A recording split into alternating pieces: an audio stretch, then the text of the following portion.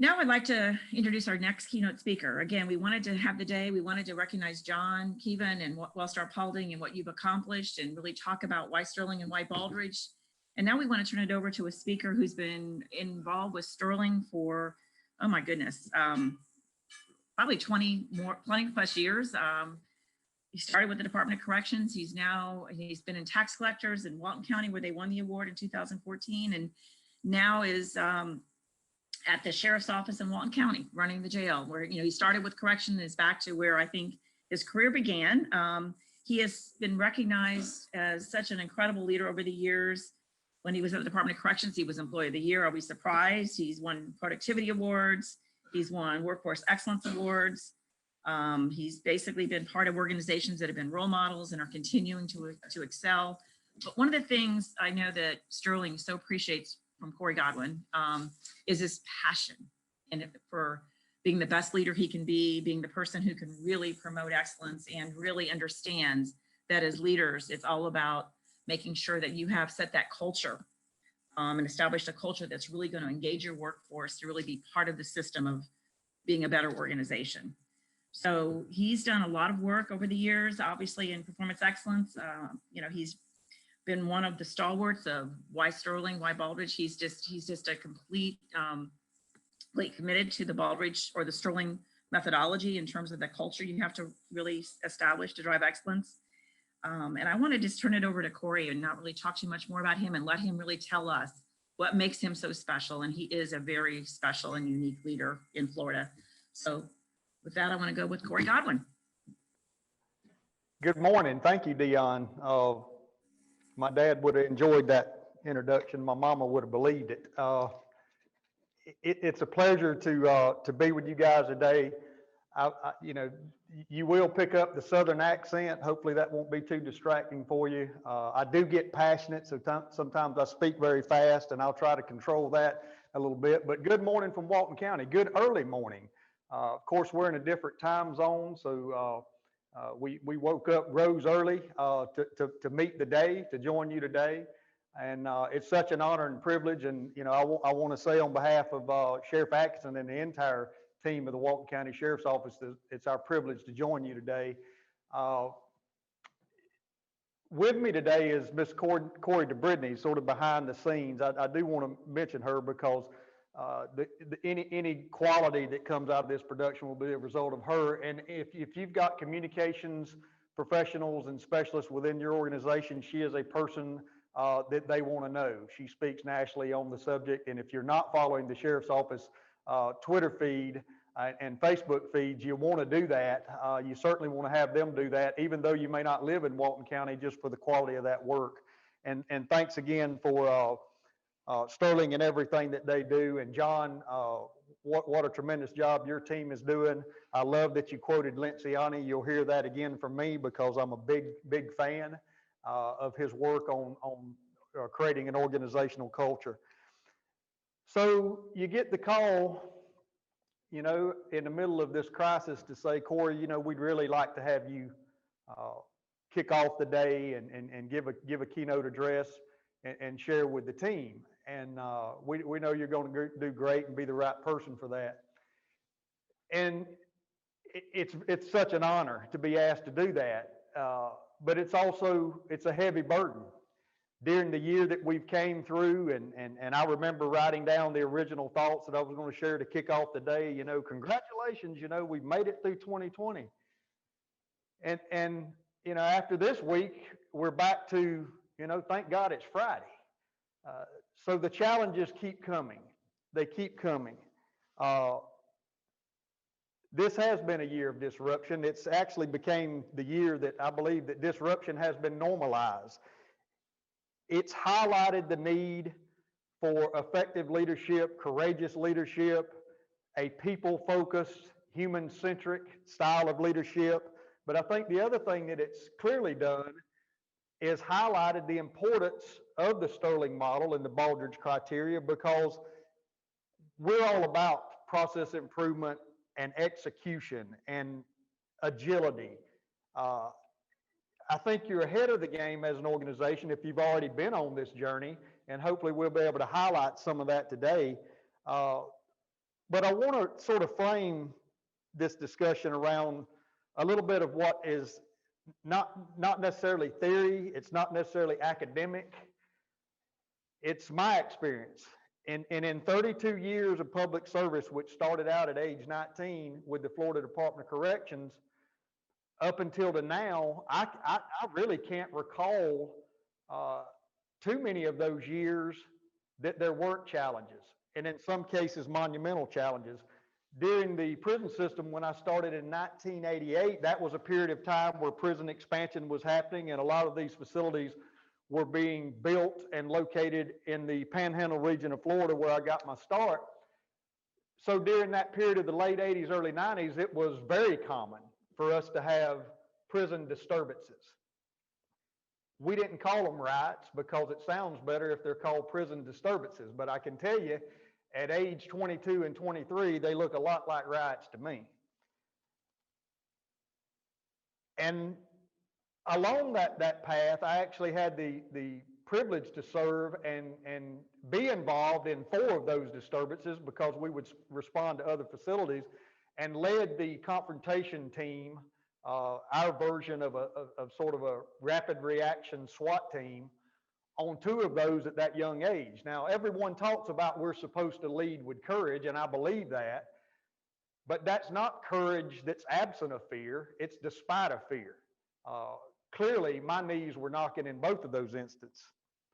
During my time serving Miss Rhonda Skipper at the Walton County Tax Collector's Office, when I made a shift from being an assistant warden of a state prison to go to work for her in an industry that I wasn't that familiar with, but some of the same principles that I had learned through Sterling certainly applied to that career. And we went through the economic downturn that we all remember, that's not been that far away.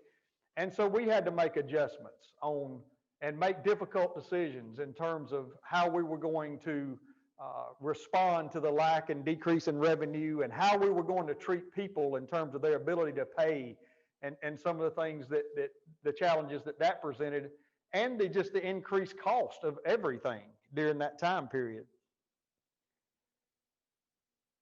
Among probably one of my proudest opportunities to lead was during the previous 2 years before accepting this position with the Sheriff's Office, with the Bay County Tax Collector's Office, serving under Chuck Perdue. And the challenge for us was to go in and revolutionize their systems, and we certainly did that. But then all of a sudden we had this thing called Hurricane Michael come. And to put it in perspective, and all of you, but how it impacts a single organization of around 80 employees, 28 of our staff members lost everything. Literally everything. And I can tell you, it doesn't matter what your mission is, your mission changes at that point. So that's my experience. And what I'm going to share with you today is sort of lessons learned. I think some of the behavioral elements that need to be in place in leadership when you're going through a crisis like that. But as I go through them, it's really, I want you to lock in on the fact that it's probably stuff we ought to be doing all the time anyway.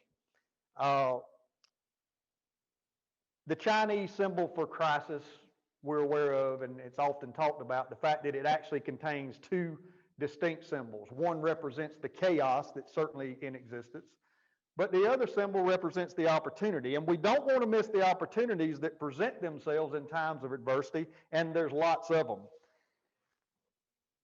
I want to start our interactive process by asking you a question. And take your time to contemplate. You can respond anytime during this keynote. But what are you believing for in 2021? What are you believing for yourself, for your individual leadership, for your teams, and for your organization? Having come through this, what are you believing for in this year? Around this time last year, we were either in the process of preparing or had already planned our strategic plan for the coming year, all with well-intended goals, action items, strategies, priorities, resourced appropriately, and then everything changed. And to quote the great leadership philosopher Mike Tyson, everybody's got a plan till you get punched in the mouth. and suddenly the plan changes. As leaders, you feel more weight than most. You're thinking not just of yourself, but you're also thinking of many others. You're thinking about things on a different level. I recognize that this is challenging and may be testing your leadership, and you may feel stretched, overwhelmed, anxiety, frustrated. In other words, leadership is hard right now. So we got a choice to make because it is difficult. We can either stand back and curse the darkness, which is not uncommon in leadership, or we can be the leaders who turn on the light. And that's the challenge for us. Here's some three things we need to remember in any crisis. Every crisis is going to have unexpected problems. Every crisis will create unprecedented opportunities. And we don't need to allow the urgent problems to blind you from these emerging opportunities. So as we begin to close this chapter on 2020 in full anticipation that there's going to be more problems that come ahead, we need to ask ourselves this question, and take the time to do this with your teams. Go back and reflect. There's a reason the car has a rear view mirror, because we need to know what we've just lived. There are lessons learned behind us. There's also a reason the windshield is so much larger, because we need to keep pressing ahead. But ask yourself, what have you adapted to as a result of this pandemic and this crisis that you really need to adopt? Some examples for us is in the jail and with the Walton County Sheriff's Office and our approach to this. We immediately equipped every one of our deputies and also the people at the jail with personal protective equipment. Well, that's something that we probably ought to have been doing all along. So we've locked in on that. That's not something we're going to do for a season. That's something we need to be doing. Temperature checks on inmate intakes as they come in, particularly during seasons of influenza, if not always, is probably a good idea. It takes about 2 seconds. Isolation of those inmates that are presenting symptoms based on fever for whatever the illness may be. In our court system, because the court were not able to take in inmates and expose people to the community, we went to a virtual remote approach. Well, the reality is, before the pandemic, it was not uncommon for us to load a bus of inmates, 20, 30 inmates, to appear at court when everybody involved in the court process knew in advance there was going to be a continuance. So it was a quick bus ride downtown to learn it was going to be continued and come back. So we moved to this remote utilization of technology, iPads, and the system is more efficient. The outcome is the same.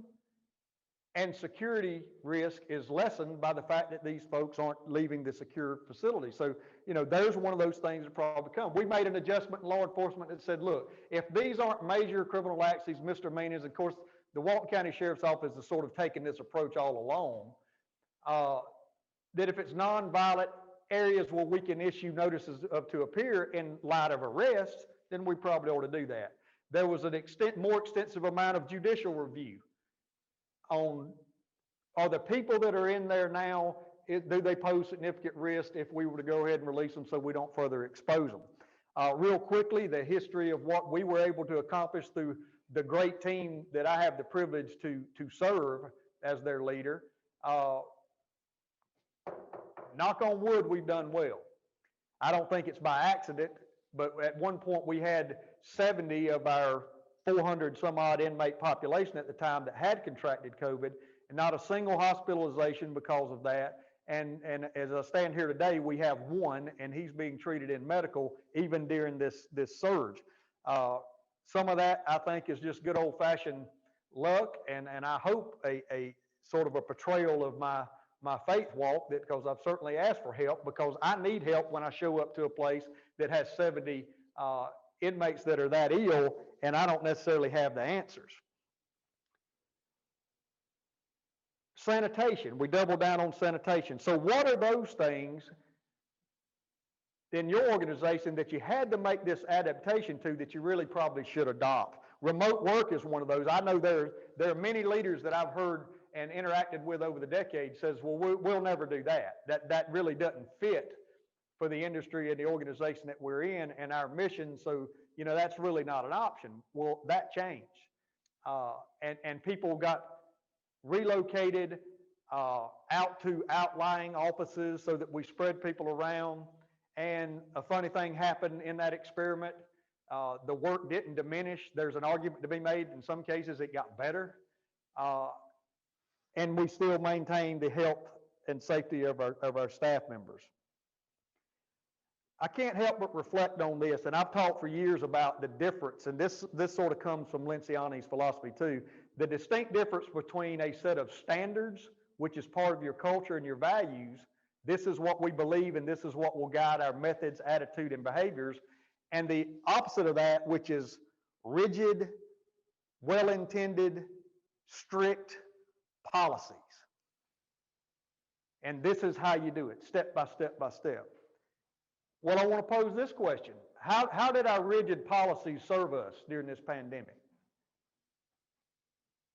How did your leave and attendance policy hold up when you said you will be at work at this time or else you're absent and you're somehow less than a responsive employee or less than a dedicated employee?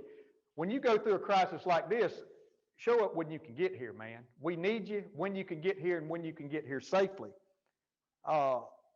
Even at the federal level, how'd HIPAA work out for us? If they truly enforce that, we'd probably all go to prison. Because how do you manage a pandemic and the health and safety and welfare of your staff with not knowing if they have illnesses or if they've been hospitalized?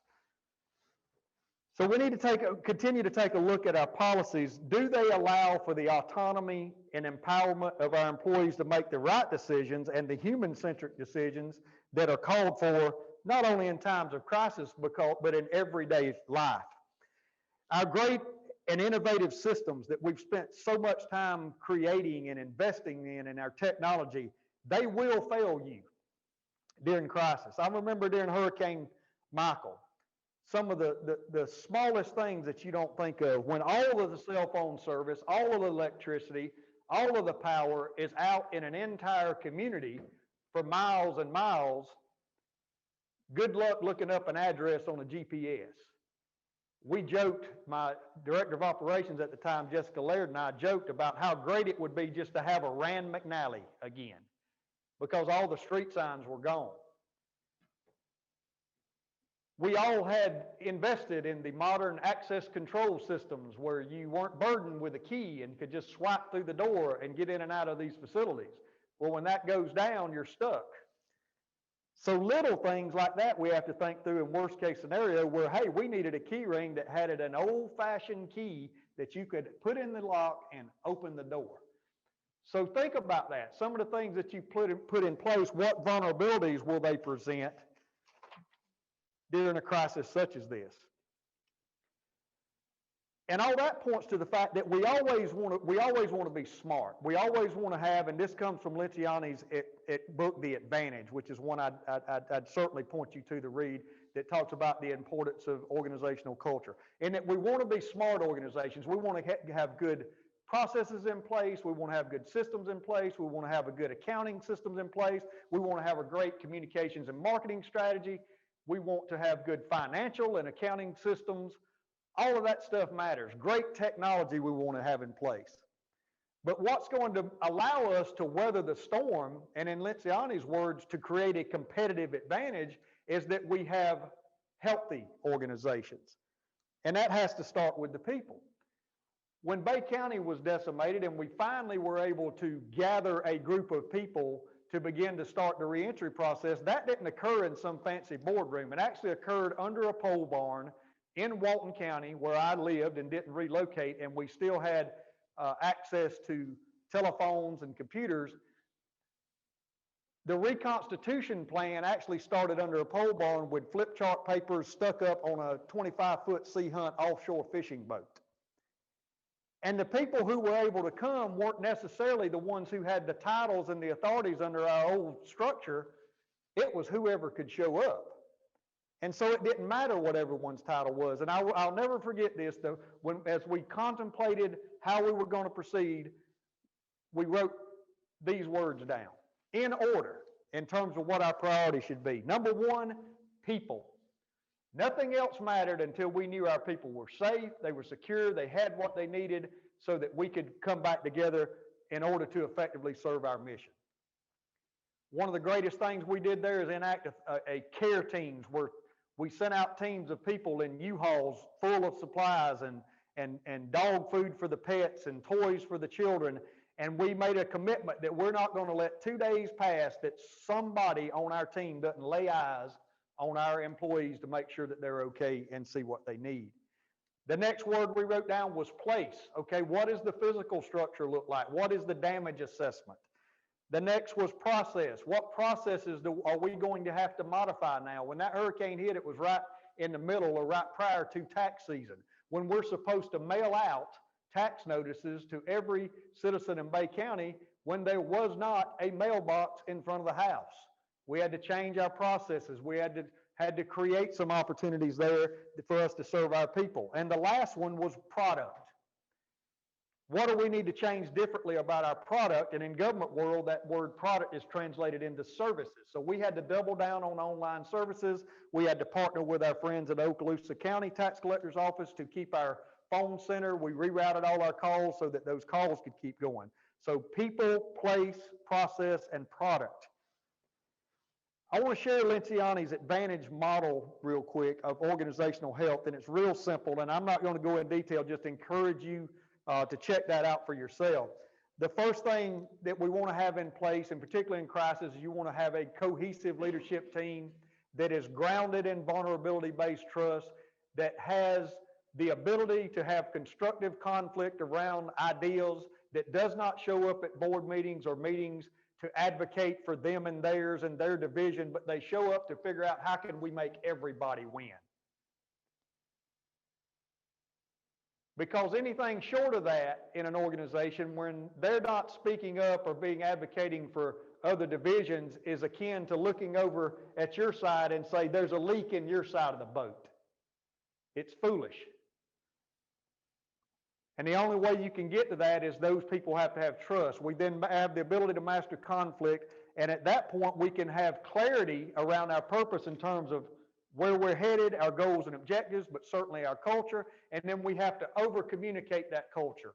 Walk around, the leader gets what he asked for.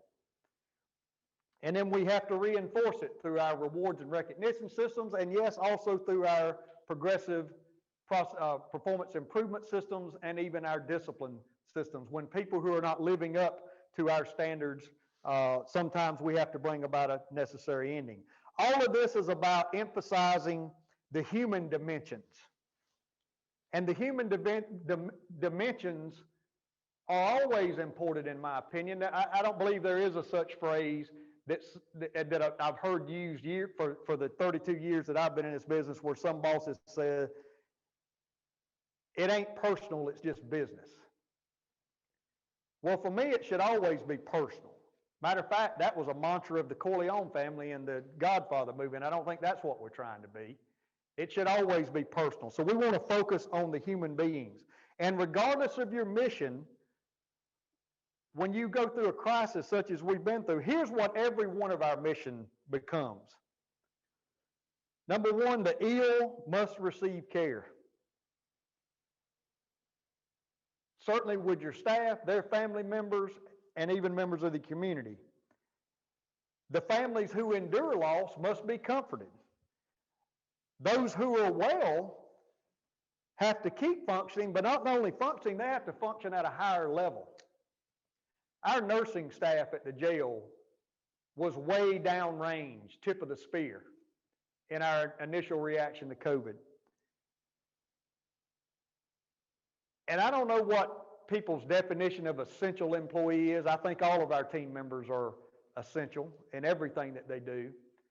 But if there is a such thing as superheroes, I saw it in their response to this COVID instance. And they got sick, and some were actually hospitalized. So we had less of those doing those jobs, so everybody had to step up. And I'm so incredibly proud of our team throughout the Walton County Sheriff's Office that despite the fact that this was going on and they had their own issues to deal with, that they showed up. And people will amaze you, which is exactly why they're your greatest asset. It doesn't matter what else is going on in your organization. Everything within those 4 block or sheet walls that you call your office space, there's nothing more important than the live, living, breathing human beings that do the work every day, and they will amaze you. I also think about, with this people focus, and Sterling and the Sterling model has always emphasized this with, making sure you maintain lines of communication with your stakeholders, your partners, and your vendors. And I want to highlight the vendors just a minute. Now, it's common for them to call us and ask us what our needs are, how's the product serving you or whatever. When's the last time we called them during this pandemic and asked them how they're doing, how their family's doing? Because I've learned over the years that those relationships with those vendors are incredibly crucial to your success, but even in times of crisis. Our banking partner at the Bay County Tax Collector's Office, and I'm going to name them because they deserve it, Hancock Whitney, they were one of the first ones to reach out to us and ask us what our needs were, help us process our payroll with absent any electronics that we had. But they also quickly infused $25,000 into our team so that we could meet those immediate needs when they heard about our care teams. But that needs to be a reciprocal relationship. I've told my folks for years in the last 3 organizations I've worked for, I said, take vendor phone calls. Even if what you tell those folks is that we're already in a commitment, we're actually happy and pleased with the service providers we can, to the extent that we can be honest, be open, be transparent, tell them you don't have an hour, but I wouldn't mind you sending me information about your product or take a 15-minute webinar. It's so important. And the other thing is you never know which one of those vendors are going to come up with the next great thing. That's been very crucial to me. And a lot of the vendor partners that I've worked with over the years have become deep, close personal friends. And I know about their children and who's graduating and who's having grandbabies. And it's incredibly rewarding for you as a leader to make those connections. We need to stop networking and start connect working. Instead of going in a room with 200 business cards and thinking my goal is to hand everybody in this room one of those business cards, why don't you find 3 people and walk up to them and say, what are you working on big? And listen for how you might contribute or help, or connect them with someone else that is doing that same thing or has already went down that journey. There are 3 skill shifts that I think are important that we need to contemplate when we're going through a crisis or an emergency. Number 1 is we need to shift from communication to empathy. Number 2, we shift from emotional intelligence to emotional agility. And number 3, we shift from time management to context management. Communication to empathy. Empathy is being able to make space between your question and the other person's answer. We need to be, in the words of Patrick Lenciani in one of his podcasts I recently listened to, we need to be exceedingly human during a time like this. Even though you don't feel you definitely have answers to all their questions, don't let that keep you from listening to them and empathizing with their fears. And contrary to conventional wisdom, you should not hesitate to share your own concerns. What you don't want to be is go in there, and leaders are supposed to be optimistic. But it's a fool's game to go in there and be overly optimistic and everything's going to be all right when you don't know it's going to be all right, because they know that. They're very intelligent people. They want to know they can relate to you and that you are not alone and that they are not alone in their concerns. We want to be persistent with our information. Over-communicate, over-communicate, over-communicate. When you go through a crisis like this, no one's going to say 2 years from now that their manager really annoyed them with all their encouraging emails and checking on them. When people are isolated, such as during the remote work environment, communication is even more important. So you want to double down on your communication efforts. Emails are a necessary evil. There's certainly no substitutes for our face-to-face meetings. We want to be creative in terms of our communication style and moving to empathy. We want to make sure we get to know each other. I've always said that one of the primary roles of a leader and a manager is to walk around and ask 3 questions. How are you? And mean it. How's the team, which gets at the work and some of the challenges they may be facing in the work. And then number 3, how can I help? If you do that and you do that consistently and authentically, then you're a leader. Number 2, the move from emotional intelligence to emotional agility. It's one thing to be aware of your own emotions. Emotionally agile people are not only aware of their feelings, but they're also able to navigate through them. And I want to say this to you, as leaders become more emotionally agile, they will quickly understand not just the intent of their actions, but the impact they want to have. If you're going to have to communicate to your staff about the changes and how we're going to address leave policy and how we're going to deal with sick leave. And we got people saying that, well, if you contracted COVID, it's really unclear where you contracted, so we can't necessarily tie it back to the workplace. So we're not sure if that's a sick leave or workers' comp issue. You have to be agile and put humans first. And I'm going to tell you as a leader, the first battle that you got to fight is the one in your mind. You have to have a conversation with yourself so you're inundated with information. The CDC rules change every day. So we're going to comply with this, the next day they change again. How bad is it? So you first want to renew your mind with the truth. What are the facts? What are the facts that we're going to make our decisions on the day, and what principles are going to guide those? And that should never be the optics, that we're going to make decisions based on what the optics may be of it. But what are the facts and what are the principles that we believe in that put people first? And you do have to have a little bit of optimism. We need to say things like, it's not that we have to, but that we get to. In other words, for the Sterling Performance Summit this year, we get to do it this way. We get to do it through Zoom. It's different. We may learn from this that there's a way to augment what we're already doing in terms of the conference where we have these conversations all alone that's informal. We get to do that. One of the exciting things about the pandemic, and it made us all look at the frequency and routineness of our meetings. And because we couldn't come together without risking our health, or that people were working remotely, a lot of these meetings just fell off the board. And thank God for that, because the meetings sucked. They weren't good anyway. I heard a guy say one time, the 2 most biggest killers of otherwise meaningful work are managers and ineffective meetings. M&Ms, he called them. It reduced travel, the time that we were up and down the roads and doing these things. So there were good things that came about it. The time management, the context management. We now have to design our days and our cultures for this new hybrid workplace. And it's a skill we all need to keep cultivating. Our work is not burning us out, it's how we're working is. So now that we're in this new hybrid process, it's also a mistake to say, well, now we have an overwhelming need to start cramming our day with these Zoom meetings and doing more presentations and having brainstorm sessions. We want to make sure we keep that in context. So I've spent a lot of this time this morning talking about the human focus and pretty good bit about empathy. And empathy sounds a lot like feelings. And that sounds a lot like emotions. And you're thinking, my God, man, what do you want us to do next? Get around a campfire and sing Kumbaya? Well, maybe. Because one of the things we know true about leadership is every one of us want things like trust and loyalty. Well, here's the challenge. Those are emotions. You can't walk around saying, you will trust me, you will be loyal to me. They're emotions.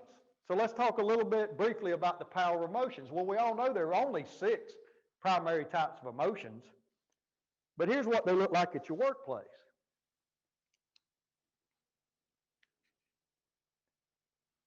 Next one. I'm sorry. We were on such a roll. It's quite okay. So we know there's 6, but they manifest themselves in your workplace based on this emotional graphics wheel that you'll see. And it's difficult to see, but the point being you see the center that represent the 6, but that's what it looks like in terms of behaviors and attitudes and things that you see in your workplace. So a lot of times we make the mistake as people come in. People are stretched, man. They've been through a lot. And we need to double down on grace. We need to have more grace because people are coming in frustrated, agitated, fearful, all of these things. And it's a mistake for us to just sit back and say, well, you know, Sally doesn't seem focused this week. He's not really been a team player. Because here's the reality, even before the pandemic. This is the reality every day in your organization, that if everybody in your organization, including yourself and me, had one of these cartoon bubbles over their head that depicted everything that they're walking through in their personal life, that there'd be enough baggage in the room that would rival the Kardashians going on a ski trip. You don't take that on and off when you come into a building. So those things are real and they have to be addressed. So yes, I am talking about emotions and our need to do that, to address those. If you are not going through a steady supply of Kleenex tissues in your office as a leader, and your door is not darkened routinely with problems of employees that have nothing to do with the work, you got some work to do. General Colin Powell said, if people aren't bringing you their problems, and he didn't narrow it down to work. He said, if people aren't bringing you their problems, the people who are your direct reports, then either one or two things are happening. Number one is they don't think you're competent enough to resolve them, which is a problem. Number two is even worse. They don't think you care. And that goes back to that trust. It's always humbling when someone will bring you something that has nothing to do with work, with an adversity that they're going through in their life. And I always like to lead that with, thank you for trusting me with this. And there was, I'll tell one other quick story. I got a call one day, and a manager in one of the many organizations that I work for. That's the advantage of having worked for many. I won't single anybody out. And they said, this employee just can't get to work on time. They're new, they're still on probation. We need to nip this in the bud. This lady's only been with us a couple of weeks and she can't get to work on time. I said, well, how bad is it? So, well, she's always about 15 minutes late every day. I said, why? Well, I'm not sure. It's just consistently late. Ask her. The next call I got was from this manager who was moved to tears, who said, this young lady has a small child around age 4 that has developmental disorders, and the only school that she can go to get the help that she needs opens right at 8 o'clock. And so she's breaking her neck to even get there from the length of where that school is to get to the office space within that 15 minutes, trying to adhere to our strict, rigid leave in attendance policy. And he said, I feel like an idiot. I said, you're fine. You've learned from this. I said, you tell that young lady to take care of that precious child and to get to work on time and do it safely, and we'll make it up. During the lunch hour, work a little over. There's always something to do. That lady went on to win Employee of the Quarter during that same quarter. When we're leading in crisis, we need to be intentional about our choices to set our self-interests aside in order to contribute to the greater requires that human-centric approach. I looked at some of the more recent polls in terms of how this is affecting people.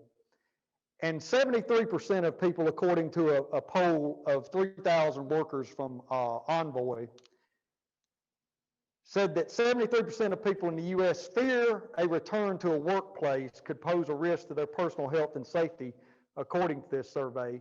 And oddly enough, around that same amount, that same number, 68%, also reported that the thing they miss most was the social interaction with their coworkers, the social connectivity. So what's the path forward? The human-centric workplace in 2021 needs to highlight 3 areas. Number 1 is listening to employees to build that trust. We need to double down on our surveys. One-on-ones are essential. They've always been essential, but we definitely have to do them now, where we sit down and truly ask people, how are you? We need to increase our employee feedback opportunities. make ourselves available, make ourselves vulnerable in order to build that trust. We need to address their concerns long term. You know, we need to ensure that going forward, our safety, cleanliness, sanitation, our ability to accommodate commuting for childcare, make sure that they're comfortable with their job security. We need to revisit our continuity plans to make sure they're effective. Workplace flexibility is going to have to be emphasized. We need to have a renewed focus on well-being. We need to take the stigma off of employee assistance programs so that these folks will address any mental health concerns, financial concerns they have. We need to double down on coaching and mentoring-led initiatives, work case education and development. Remote education is here to stay. I think that's why it's important that we're using these platforms now to help in the growth and development of employees in our workforce, because these aren't things that are going to go away. They're going to be consistent. And in the year ahead, with these people-centric workplace strategies, we need to focus on talent, workforce flexibility, the health, well-being, and the human experience. And the organizations that do that will be the winners and the leaders of this post-pandemic world that hopefully we find soon. There's not a one-size-fits-all approach to implementing these employee-focused strategies. The key is to be authentic and do what feels right for your people and your culture and for your organization. There's some things that the private sector has the ability to do that we just do not in the public sector, and particularly in these public safety positions. One of the things that I told my team, I said, here's our reality. What are the facts? We're subject to catch this. We've got isolation strategies in place. We've got cleanliness in place. We're taking the precautionary steps, but here's the reality. No one's coming to do these jobs. There's no wing of the National Guard that's going to come help us run these jails and make sure that the public is safe, that order is maintained, and that someone's making the effort to build better people with these inmates that have been affected by criminality. So we have to do it. And that was my rallying call for my team, and it certainly resulted in execution of that. What are some crisis leadership behaviors that are sort of unique when you go through an experience like this? Number one, we need to reassure people. We need to be the role model for self-certainty. People hate uncertainty. That's why so many of our folks, and you've heard this phrase, they says, you know what, I'd rather us all just get it and get over it so we can get back to normal. They'd rather contract the disease, get over it, get healed up, so they just don't have to deal with the uncertainty of it all. We need to be grounded in our internal values such as integrity, optimism, community, courage. Remember, that's courage despite the fear, not the fact that we're not fearful, and purpose and compassion. We need to provide hope, but not hype. And that goes back to the fact that we don't need to paint a picture that ain't there. The circumstances are difficult. They are challenging. It is going to be hard. We need to foster connections and a shared sense of purpose. Number two, we need to go back to socialization and not social distancing when it comes to our team members. So we got to find new inventive ways, if we have to still do our effective onboarding strategies that we do, where we begin to socialize the organizations. We need to create opportunities, even if it's on Zoom, so people can interact with one another. Because our workplaces need to be a place where you know and are known. So we need to create those relationships. It needs to be a place where you serve and are served. So we need to create those opportunities. I even use this one. It needs to be a place where you love and are loved. And it needs to be a place where we celebrate and mourn together. That is a true community. Number three, we need to act inclusively. We need to lead from the heart and not just from the head. Relationships are the currency of influence in any workplace, and especially during times of crises. We need to make sure people feel a sense of belonging. So many people now are suffering from isolation. We need to make sure that they know that they're still a part of a team. We need to prioritize their well-being. And we need to be visible, and we need to be connected. They need to know that you see them and that they matter. We need to risk over-communication. Number 4. Over-communicate, kill conspiracies. There's my cue. Kill conspiracies and be transparent. We need to be decisive. Be aware of waiting for clarity. Sometimes you're going to have to make the best decision that you can right now. And our strategic plans, long-range visions are great. We need to have them in place. But sometimes you're going to show up and say, what can I do today to have the most positive impact on my team and my organization? And you need to do that. Number 6, we need to practice agility. I want to bring this in for a landing so that we can have an opportunity for questions. And I want to,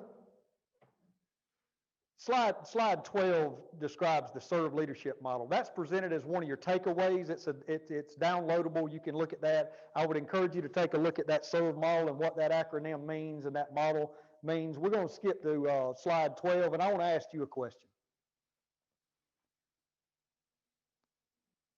How are you doing? Because so much of what I've given you today is about how we need to be leaders for our team. And I started this thing by saying leadership's hard right now. Most of you guys are leading teams and organizations. How are you doing? And I'd like to recommend sort of a quick check-in that I always use when I'm doing coaching. This is not necessarily mentoring. This is just coaching people. And it's real easy to remember because it's RPM. In other words, I like to, we're going to go fast in our leadership. Number 1 is relationships. How's your family? How are you doing with your family? Your kids, are you staying connected with your kids? If you're privileged enough like me, my mom, you folks that have heard me speak before, is my hero. She battled cancer and beat it 3 times, had a stroke. She's been bedridden for 6 years, worked 36 years in a chicken plant, and always has a positive attitude. I'm going to call my mama. And that's got to be a priority because that's an important relationship. When you think about your relationships, are there some relationships you need to begin to have with others that you need to go back and restore? And also, are there some that need to come to a necessary ending because they're not productive in your life? Number 2 is the physical. What's your leadership body telling you right now? Are there habits what do we need to stop doing? What do we need to start doing? You got to have stamina. Maybe we do need to start taking a walk every day, mix in a few more salads. At age 52, I've had to make that shift. Are there habits we need to stop or break? The 3rd is the mental. That certainly means, what are you in the process of reading? There's this notion called white space now that everybody's talking about. It's also referred to, and this may be odd for some of us, it's this thing called silence. Listen to this just a minute.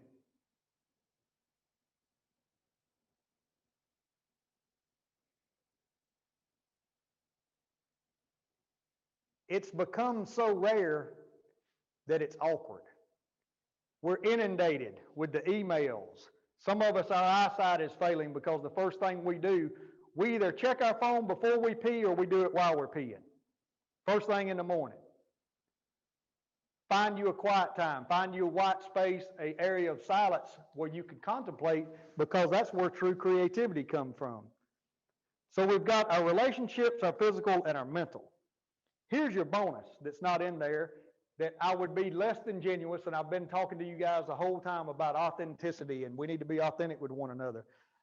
I can't speak about leadership, and I can't speak about any success that I've had of navigating teams through crisis without adding the S, and that's RPMs. If you want to go super fast,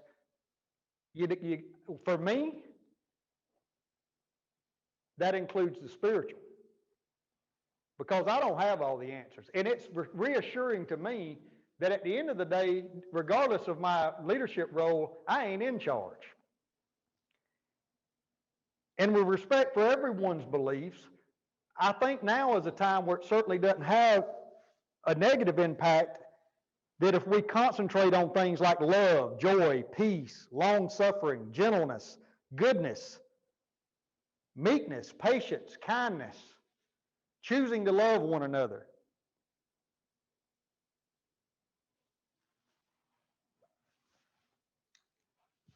It's been a challenging week. We've seen some things, and people said, well, you know, I don't know what's happening in America. Let me tell you this, the stuff I've seen, that ain't America. Let me tell you what America is. America is that first responder, that nurse, that doctor that's going into the fire anyway. It's the people that are showing up to our workplace. It's the people who are serving the needs of others in our community, in our churches, and our nonprofit organizations, and coming alongside each other regardless of their ideology or what they may believe or whether or not they're a donkey or an elephant. Doesn't matter. We're in this together. And that has always been a hallmark of the Sterling organization, is that togetherness. It's the community and our willingness to help and serve one another that truly makes us great. I thank you for the time that you've had, and I'll make you this promise. The reason I asked you that question at the beginning about what are you believing in, that I'm going to join you in that, and I'm going to fall on my face, and I'm going to come in agreement with you that you will achieve what you're believing in. And I will be praying for each one of you guys. I love you. I appreciate this opportunity. We're going to save this little bit of time that we got left. I'm going to look to Cory here. Are there any questions that have been posed that I might try to address? While she's looking that up, Yep. The other thing with that closing slide, you saw that picture of the beach. I like to remind people that to put things in perspective is, according to medical science, we got about 80-something summers to do whatever we're going to do in our leadership, and then we're out of here. And when you lock in it on that, you know, what do you want your leadership to be known for? And it can't be known for titles or accolades or the parking spot that you get. It's got to be about other people. I don't believe I was created for me. I was created for you. And that's what we want our leadership legacy to be. I still talk about Mr. Singletary, who was Secretary of the Department of Corrections all those many years ago, who passed away in 2010 from Hodgkin's lymphoma. Man, he got it right, because I'm still sitting here in 2021 calling that man's name, because he saw something in me I didn't see in myself, and he poured into me, and he made it a priority to grow me as a leader. And that's what I want to be. That many years after the work, someone still looks and says, you know what, that guy made a difference in my life. Cory, that was phenomenal. I mean, if everyone can turn their sound on, I'd like to give him a round of applause for that. Thank you. Tremendous. Thank you. It was so real. It was so real and so raw and so honest. And I think a lot of us definitely resonate with your message. And please, who has comments or questions for Cory? This is the time to access Mr. Brittany is going to read them out for me if you want to throw them in the chat, and I'll do my best to answer them. Okay, if somebody's reading the chat and has a question, why don't you throw it out there? What she's believing in is people. She wants to know that people are good and coming together and strengthening. Deborah, you nailed it. And that's funny how, you know, we segued even after I asked that question, you answered. I told you that's our first priority, it's people. And you can go ahead and lock in and now and believe that people are good, because they are. We're seeing fringes. You could line up 100 people on one side of the road and 100 people on the other side, and this side could have a certain ideology and this side could have a certain religion or whatever. And the only thing I can assure you is there'll be some idiots on both sides. Yes. But the overwhelming majority of them, we see it every day. We see it in the Sterling community. We don't all come from the same backgrounds. I heard a gentleman talking about he was in Vermont. I'm down here in the piney woods of Florida. I don't know him, but we're in accord with what we're trying to do and serve our teams. And I love the guy. I don't know him, but I love him. I choose to love him. Exactly. I mean, it's amazing how the bad people are so much louder. So that's what we see, but I think the majority of people are good, and that's what I want to believe in. And we will come together as a community, you know. It's the truth. It's proven time and time and time again. And one of the questions that came up, you know, what does the SERV stand for? We're going to go ahead and throw up that slide real quickly. I can get real passionate talking about this because each one has its own element. But the handout that has been uploaded into the presentation has this. A leader needs to be someone who sees the future. they need to see the future of their organization in terms of strategy, but also their own personal leadership. What do I want my leadership to be known and recognized for 3 years from now? That's a short trip to some action items I need to take, that if I want to be that, I need to take these steps.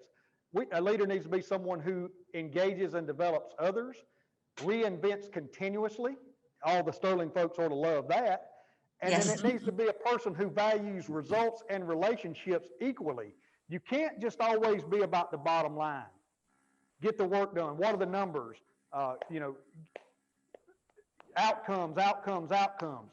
That's important in accountability, but you also got to have a relationship orientation, and you got to do both with equal enthusiasm. The one who just leans toward the relationship, that's the guy who just wants likability. He wants to be the benevolent leader that never has difficult conversations with anybody, never gives anybody critical feedback, and he may get invited to the dinner party, but he's not going to be an effective leader if he's not willing to also challenge people based on the results. And the last one's a leader is someone who embodies the values, walks the walks the walk, talks the talk, and is a person of integrity. You are so spot on all of those points. I mean, totally resonate with all of that. And that's why I focused on, when I spoke earlier, your brand. I mean, it's similar to what you're talking about. What legacy do you want to have? So what questions do you have? I know somebody asked about the circle. I think it was the circle of emotions or something like that. If they can get that, or is that available in the handout you provided? Ms. DeBridnia was kind enough to put that file into the chat. So you guys. He did. He uploaded it, Deborah. So it's in the chat. Great. Thank you. All right, he was so on. Yeah, he got that right away. Thank you. Dion, what else? Question We have about one 4 question minutes. was, do I use RPM when I'm Yes. coaching my team members? Absolutely. And I'll give you a practical example of that happened a couple of weeks ago, where one of the team came in and, how are you? How are you doing? Well, we had a good shift, everything. I said, I'm not talking about that. How are you? Not knowing. And he goes, I'm not doing too good, Mr. Godwin. And he sat down and broke down and shared what he was walking through, and was able to walk through that with him. And yes, I use that model consistently. And a lot of times, that first one's a tough one. How's your family? Right. And again, what I'm telling you takes courage, and it gets messy. The easy route is to just do nothing and say, well, I'm not going to get involved in that emotional stuff. I'm just going to go. It's all about the business. You're doing yourself a disservice with the joy that you're going to receive of having to contribute to someone else's well-being. Another question we had is, how do you get management to listen to employees without punishing them for questions? Any other questions or comments? That's great. This is we Dion again. Yeah. Dion, she's reading off a question, so hold on a second. Go ahead. Yeah, how do you get just give me that one again? How do we get management to listen to employees without punishing them for questions? Yeah, how do you get management to listen to employees without punishing them for questions? What I call the old whack-a-mole. They tried a couple of times and they get smacked on the head, and suddenly they're not coming forward anymore. Yeah, you can't. That's a challenge, and because sometimes it's difficult to speak truth to power when power doesn't listen with an attitude that their mind could be changed. What I would encourage you to do is just model the way. And a lot of this stuff, you're an organization, so, well, my organizational leadership's not going to go for this. Well, you know what? Do it in your team. You be that person. You be the leader you wish you had, and make yourself available to your team, regardless of what one particular person. Some of the greatest lessons I ever learned that I kept notes on were some of the worst leaders I ever had, because I got another list that says these are things I would never do to people. Right. Oh, that's exactly right. That's Mr. great. Britton is going to throw the wheel back up based on popular demand. The emotion wheel. Good. Yes, I'm going to take the PowerPoint and get it thrown up on there as well now that it's concluded. I didn't want you guys following along with that, and because you'd have missed the accent. Yes, we don't want to miss that. That's part of the presentation for sure. All right. Thank you, Cory. That was phenomenal. Thank you, Dion? guys.